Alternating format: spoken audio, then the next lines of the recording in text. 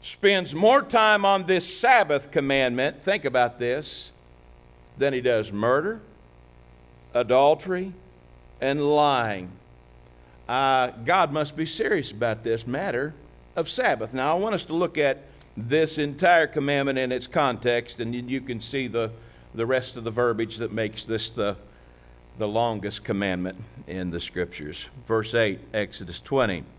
Remember to observe the Sabbath as a holy day. 6 days a week are for your daily duties and your regular work, but the seventh day is a day of Sabbath rest before the Lord your God. For in 6 days the Lord made the heaven, earth, and sea, and everything in them, and rested the seventh day. And so he blessed the Sabbath day and set it aside for what? For rest. So the question some might ask is, which day is the Sabbath? Well, for the Jews it was and is Saturday, the last day of the week, but we know that the early Christians worshiped on Sunday, the first day of the week, to celebrate the resurrection of Christ, known as the Christian Sabbath, or we often call it the Lord's Day. Now I want us to see what Jesus says about the Sabbath in Mark's Gospel, chapter 2, verse 27. Jesus says that the Sabbath was made to benefit people and not people to benefit the Sabbath. Do you know why Jesus said that? He said that because people, as we sometimes do, began adding to this Sabbath commandment. There's an old Indian proverb that says, you break the bow if it's always bent. So how do we keep the Sabbath holy? First of all, use the day to rest. Use the day, now not right now, okay? All right. I've cured insomnia for lots of folks, but please don't rest right now. The word Sabbath, you know what it means? Simply means rest. The word Sabbath means rest. Psalm 127, verse 2, it is senseless for you to work so hard from early morning until late at night, fearing you will starve to death, for God wants his loved ones to get their proper rest. So I want to give you a rest test. All right, write this down. At the end of this day, at the end of this Lord's Day, I want you to take this test. Will you do that? There's going to be a quiz on it next week, okay? So pay attention. First of all, I want you to ask yourself at the end of this day, am I refreshed? After the day is done, are you refreshed? Proverbs 11:25, whoever refreshes others will be refreshed. Now, what's refreshing to me may not be refreshing to you. Second question, am I reflective? At the end of this day, ask yourself, have I been reflective? Proverbs 22:3 talks about the dangers of being a hard driver.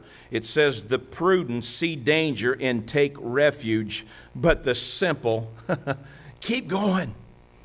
Just like the Energizer, but they keep going and pay the penalty.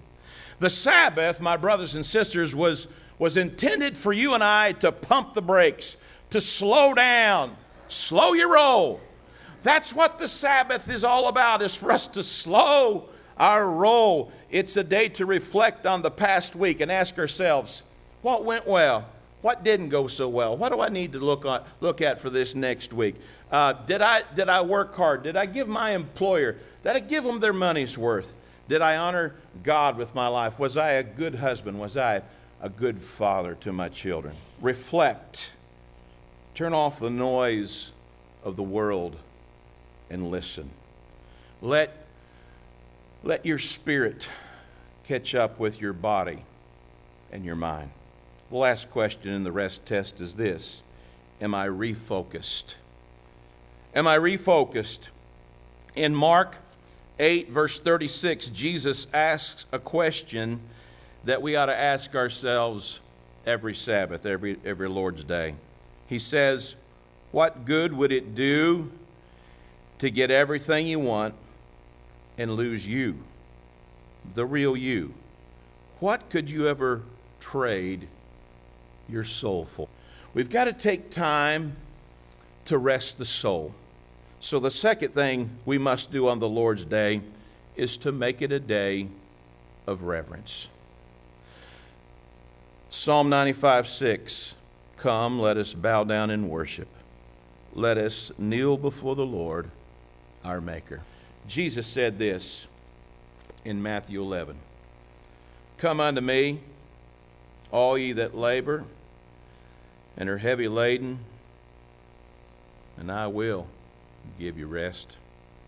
Take my yoke upon you and learn of me, for I am meek and lowly in heart, and ye shall find rest unto your souls. Rest is assured. You see, my brothers and sisters, there is a sacred rhythm to your life. And when we fail to honor the Sabbath and to keep it holy, we disrupt that rhythm. We break that rhythm. I want to challenge us, everyone, to take seriously this fourth commandment of God, to remember the Sabbath day and to keep it holy.